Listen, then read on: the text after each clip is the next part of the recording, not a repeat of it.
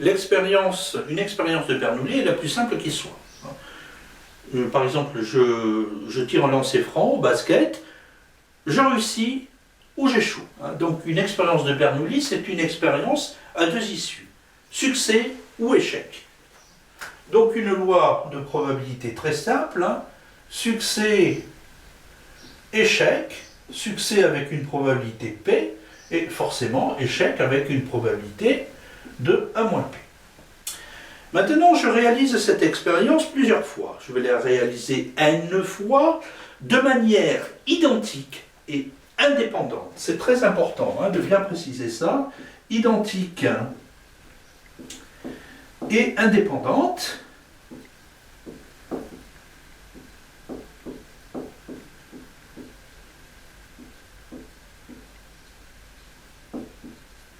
Je la réalise n fois, une fois, deux fois, trois fois, quatre fois, etc.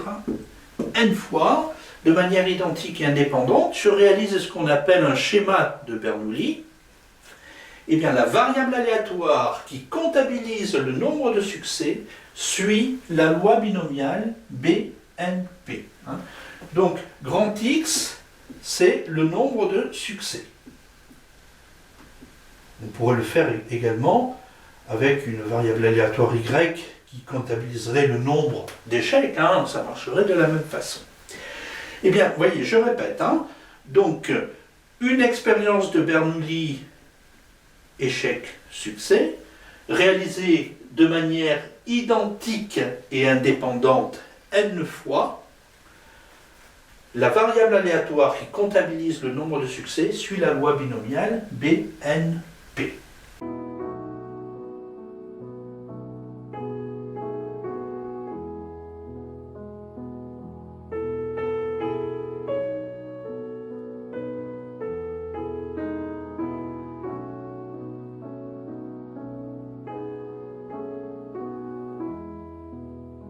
Alors cette variable aléatoire, que peut-elle prendre comme valeur? Elle peut prendre la valeur 0, 1, une valeur k, comprise entre 0 et n, et bien entendu la dernière n. On va essayer de voir quelle est la probabilité pour que x soit égal à n. Pour que x soit égal à n, il me faut donc exactement k succès. Donc k succès, ça suppose que je réussisse une fois, deux fois, trois fois, k fois, avec à chaque fois la probabilité de P. Donc P à la puissance K. Alors pourquoi P à la puissance K? Parce que les expériences sont indépendantes. Savoir que la probabilité pour réussir une fois, et deux fois, et trois fois, et etc., K fois, ça va faire, à chaque fois je multiplie. Donc ça me fait P à la puissance K. Mais attention, si je réussis K fois, j'échoue le reste du temps. C'est-à-dire que j'ai une probabilité d'échec de 1 moins P à la puissance n moins K, le reste du temps. Maintenant, il me reste à trouver à quel endroit je réussis. Donc je vais réussir K fois, je peux réussir les K premiers coups, je peux réussir les K derniers, je peux réussir au milieu, je ne sais pas trop où exactement. Mais enfin, je vais réussir à K endroits parmi les n. Et donc, je me retrouve avec ce fameux coefficient binomial, à savoir le nombre de combinaisons possibles d'un ensemble de cas succès parmi un nombre de tirs global de n total. Donc, ça me fait k parmi n. Et je me retrouve ici avec la probabilité pour que x soit égal à k égale à ceci. Reste maintenant à prouver que c'est bien une loi de probabilité. Est-ce que effectivement la somme de toute cette probabilité est égale à 1? Eh bien, c'est ce qu'on va prouver maintenant.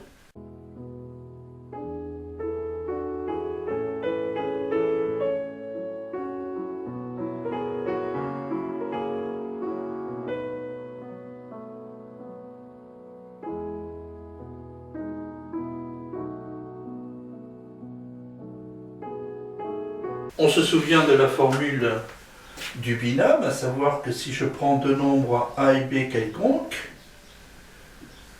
avec un nombre entier n, eh bien a plus b exposant n, c'est égal à 0 parmi n multiplié par a à la puissance 0 multiplié par b à la puissance n, plus etc., plus k parmi n multiplié par a à la puissance k multiplié par b à la puissance n moins k, plus etc. jusqu'à la fin, c'est-à-dire n parmi n multiplié par a à la puissance n multiplié par b à la puissance 0. Eh bien, appliquons cette formule pour a égale p et pour b égale à n1 moins p, pardon, 1 moins p. Eh bien, qu'est-ce que l'on va obtenir? On obtient que a plus b, à ce moment-là, est égal à 1.